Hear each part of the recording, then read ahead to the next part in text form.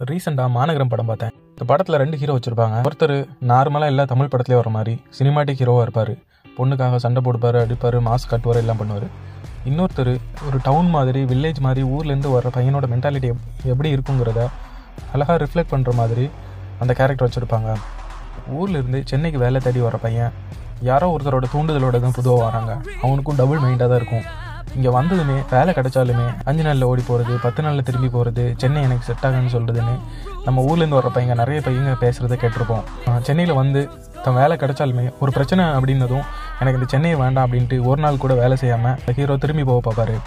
நீங்கள் நல்லா நோட் பண்ணிங்கன்னா அவர் இந்த மைண்டை சேஞ்ச் பண்ணுறதுக்கும் அந்த கதைக்கும் டைரெக்டாக எந்த தொடர்பும் இருக்காது. கிராமத்துலேருந்து சென்னைக்கு வந்து வேலை பார்க்குற பையனோட மென்டாலிட்டியை, ஒரிஜினாலிட்டியை காட்டணும் அப்படிங்கிறதுக்காக இந்த ஃபேக்ட் அங்கே வச்ச மாதிரியே இருக்கும். கிராமத்துலேருந்து சென்னைக்கு வர்றவங்க பொதுவாக எல்லாரையும் நம்புறவங்களாக இருப்பாங்க.